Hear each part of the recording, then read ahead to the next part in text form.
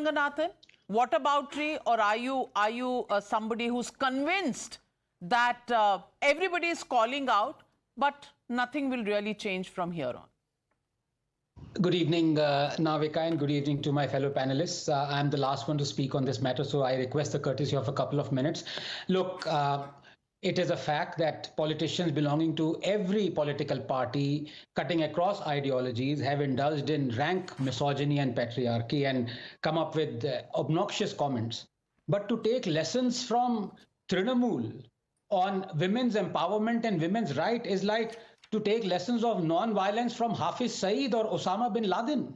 I mean, TMC is the same party whose chief questioned the awful rape of a child by saying, was she really raped or was she pregnant?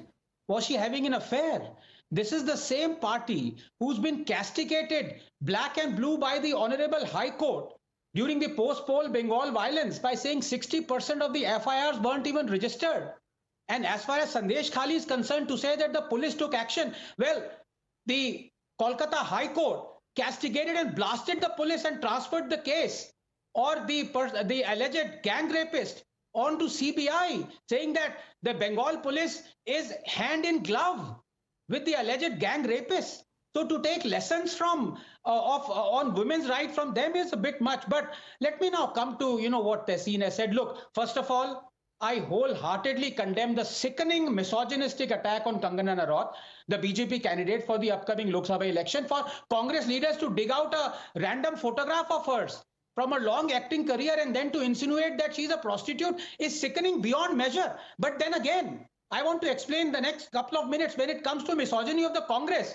My cup runneth over, Navika. There's Digvijaya Singh, who addressed his own compatriot, Miss Natarajan, as 100% tunch maal. Where was Tehseen then? There is Abhijit Mukherjee, who called protesting women as dented, painted. There is Shripakash Jaiswal, who said as time passes, women get old and become not as fun as they used to be. And ever since Smriti Irani defeated Rahul Gandhi in Amethi, poor thing has borne the brunt of such attacks. There is Jaideep Kawade, who said Smriti Irani wears a big bindi on her forehead, and when a woman changes her husband frequently, the size of her bindi keeps growing. There is Yusuf Bhatt, saying unmarried daughters are a liability, my daughters are a burden on me. There is Shashank Bhargava, who says Priti Irani roams around with a lot of bangles in her hand and I request her to give the Prime Minister her bangles, and whenever she wants, she may have to roll back the fuel price.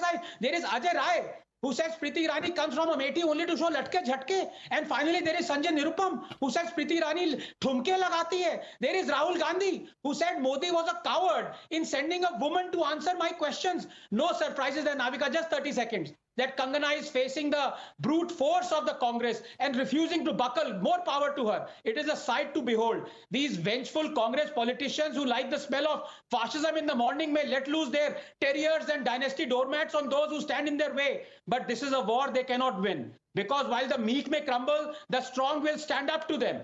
And all through this, the judiciary that cries suo moto at the drop of a hat is silent. Well, Lady Justice's sword may have rusted, but let me tell you this, Mani Karmika's isn't. It catches the sun and points to the sky. So fight on, Kangana. The entire nation stands with you. Yes, there'll be more armies of the night coming to hound you. There'll be more midnight knocks. There'll be more abuses and slander and sleepless nights. No clock hands to measure the darkness. But remember, the darkest hour is just before dawn, Kangana, and you will win. Well,